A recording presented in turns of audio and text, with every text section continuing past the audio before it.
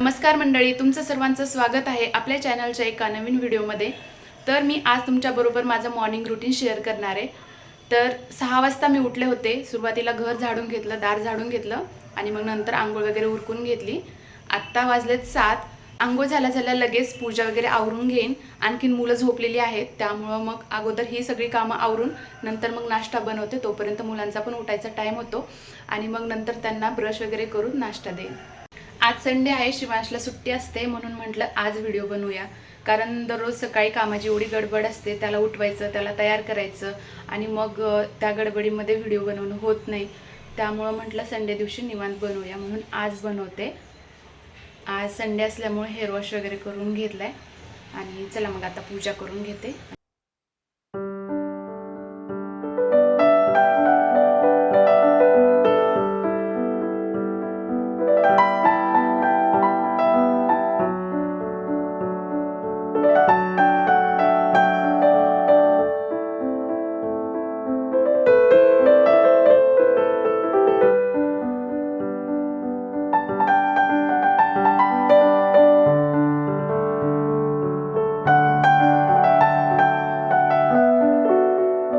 आता देवपूजा करून झाली आहे. देवपूजा झाल्या लगेच मग दारामध्ये छान अशी दार पुसून रांगोळी काढूया. रविवार यायच्या अगोदरच वाटतं की सुट्टीचा दिवस आपला निवांत जाणार आहे, पण त्या दिवशी इतकी कामं असतात की कसा वेळ निघून जातो कामामध्ये तेच समजत नाही.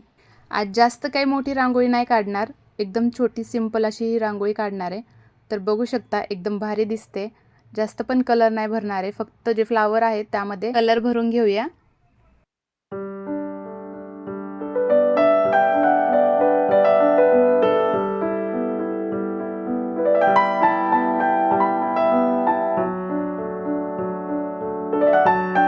तर आता आपली पूजा वगैरे सगळं आटपून झालंय, रांगोळी पण काढली दारामध्ये आणि आता मी नाश्ता बनवायचं ठरवलं होतं, पण नाश्ता मी आता कॅन्सल करणार आहे. कारण मी रात्री ड्रायफ्रुट्स भिजू घातले होते, ते माझ्या लक्षात नव्हते. आता त्याचा सुरुवातीला ज्यूस बनवून फ्रीजमध्ये ठेवून डायरेक्ट मी स्वयंपाक बनवणार आहे. तर रात्रीच मी हे ड्रायफ्रुट्स भिजू घालून ठेवले होते आणि दररोज सकाळी मी हे सगळे ड्रायफ्रुट्स त्यामध्ये डेट्स टाकून आणि एक केळी टाकून दूध टाकून खिसलेला थोडासा गूळ टाकते आणि मग त्याचा छान असा ज्यूस बनवून घेते. पण आज काही केळी नव्हती म्हणून असा ज्यूस बनवून घेतला. आता पावसाळा पण सुरू झालाय आणि ड्रायफ्रुट्स भिजवल्यामुळे त्यामधली हीट पण कमी होते, त्यामुळे हा ज्यूस आपण लहान मुलांना पण देऊ शकतो, काही नुकसान होणार नाही. त्यामुळे मी सकाळी शक्य असेल तेवढं हा ज्यूस मुलांना पाजण्याचा प्रयत्न करते, पण कधी कधी खूप इतके नखरे करतात पिण्यासाठी. मग काय, तसंच लाडी गोडी लावायचं आणि मग द्यायचा ज्यूस प्यायला. चला आता तिकडे आपला ज्यूस बनतोय, तोपर्यंत इथला पसारा आवरून घेते. आता ज्यूस बनवून मी फ्रीजमध्ये ठेवणार होते, पण तेवढ्यात मुलं उठली होती, मग त्यांना ब्रश करायला दिला. आता ते ब्रश करतायत, तोपर्यंत त्यांच्यासाठी ज्यूस ग्लासमध्ये ओतून ठेवते आणि मग त्यांना पिण्यासाठी देते.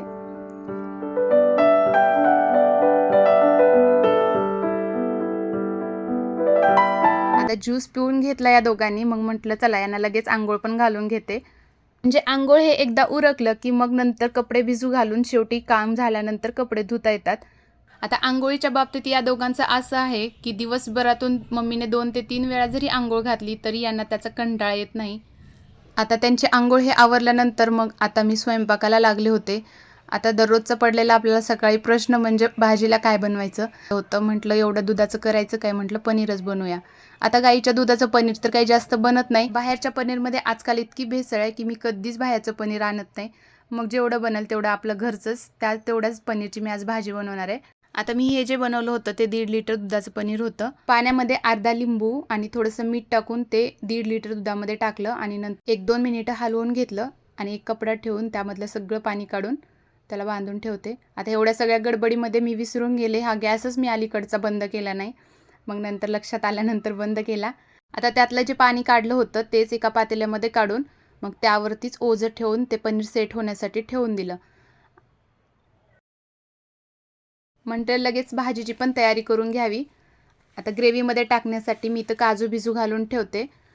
आता मला वाटत होतं की तेवढं पनीर तर काही पुरणार नाही सगळ्यांसाठी, म्हणून मग ठरवलं की काजू पण त्यामध्ये मिक्स करून दोन्हीची मिक्स भाजी बनवूया.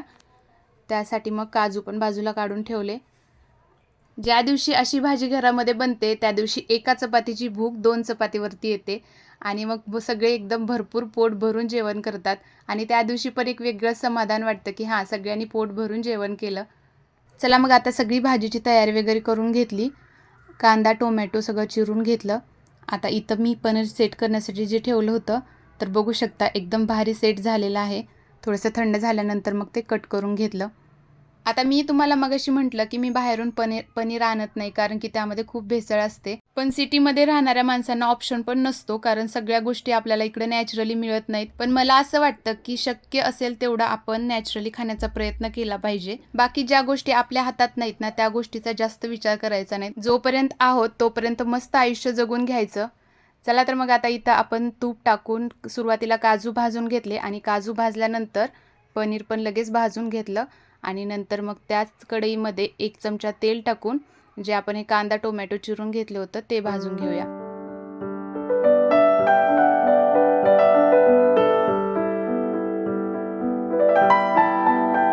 आता हे कांदा, टोमॅटो भाजायला थोडासा टाईमच लागतो. म्हटलं तोपर्यंत पीठ मळून घेते. बारीक गॅसवरती कांदा व्यवस्थित भाजतोय तोपर्यंत मी इकडं कणिक मळून भिजण्यासाठी ठेवून देते. पण असं असतं, ज्या दिवशी आपल्या मागे गडबड नसते ना, त्या दिवशी बरोबर आपला टाईमपास होतो कामाचा. आणि आता दररोज स्कूल असतं तर इतकी पटापट सगळी कामं होतात. पण ज्या दिवशी सुट्टी असते ना, त्या दिवशी मस्त निवांत कामं सुरू होतात आणि त्याच कामामध्ये अख्खा दिवस निघून जातो आणि आराम तर मिळतच नाही. थोडंसं माझं सामान संपलं होतं. जिरी, तेल, अद्रक आणि मसाला पण नव्हता. मग तो मसाला या गोष्टी मी फ्लिपकार्टवरून 5 मिनिट्स डिलिव्हरीमध्ये मागवल्यात. त्या आता येतीलच 5 मिनिटामध्ये. त्या घेऊन येऊया चल.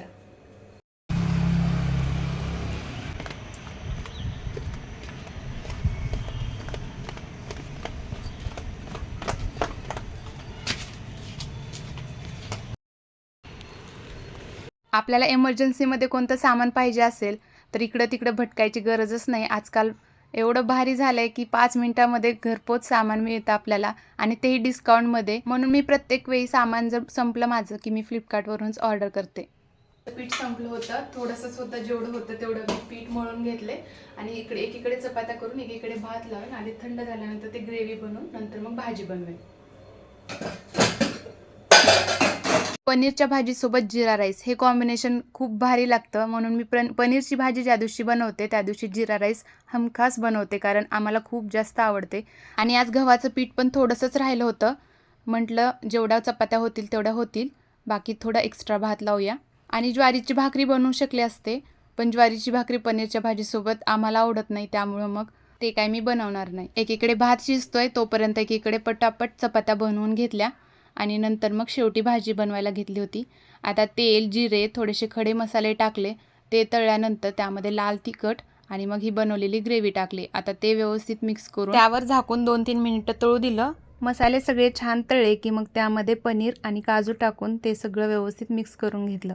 आता ग्रेव्ही थोडीशी घट्ट वाटते, त्यामध्ये थोडंसं पाणी ॲड करून ह्याला 1-2 मिनिटं आणखी शिजू देते आणि लास्टला मग त्यामध्ये कसुरी मेथी, गरम मसाला आणि थोडीशी साय ॲड करून हे सगळं व्यवस्थित मिक्स करून घेते.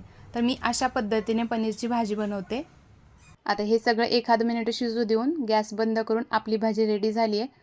किचनवरचा पसारा आवरून घेतला आणि मग लगेच भांडी घासायला घेतले. अगोदर जरा रेडी व्हावं म्हटलं, केस वगैरे वरती बांधून घेतले आणि मग ॲप्रॉन वगैरे घातलं. आणि टी व्हीवर जर गाणे लावलेले असले की मग आणखीनच जोश येतो भांडे घासायला. पण आज शिवांशला सुट्टी आहे. मी जर टी व्ही लावली का मग त्याच्या कार्टूनचंच तो रडगाणं घेऊन बसतो. त्यासाठी मी आज काही टी व्ही लावली नाही. आज या दोघांची भांडणं ऐकत ऐकत भांडे घासत होते, कारण हे दोघं घरी असले की इतकी भांडणं असतात दिवसभर. मग कधी कधी असं वाटतं की कशाला यांना संडेला तरी सुट्टी असते. अर्धा 1 तास मस्त गोडी गुलाबीनं खेळतात आणि अचानकच यांची भांडणं सुरू होतात. आणि ते भांडणं इतक्या लास्ट लेवलपर्यंत जातात की हातात जे दिसल ते फेकून मारायचं, मग एकमेकांचे केस ओढायचे. मग माझं काम राहिलं बाजूलाच, यांचंच बघावं लागतं मला. असो, घरोघरी तेच चालू असतं. शिवांशला आणि पिहूला जेवायला दिलं.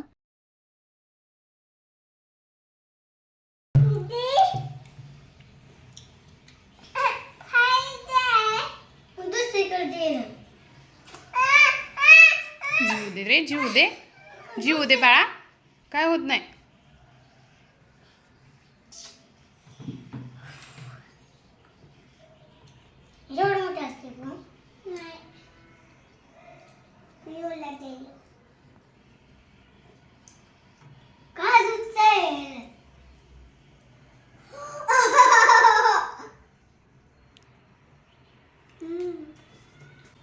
छान आहे का?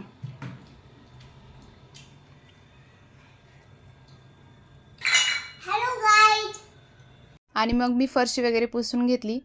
चला तर मग मंडळी, आजच्यासाठी एवढंच. तुम्हाला जर व्हिडिओ आवडला असेल तर लाईक करा, शेअर करा, आपल्या चॅनलला नक्की सबस्क्राईब करा. भेटूया नेक्स्ट व्हिडिओमध्ये. तोपर्यंत बाय बाय.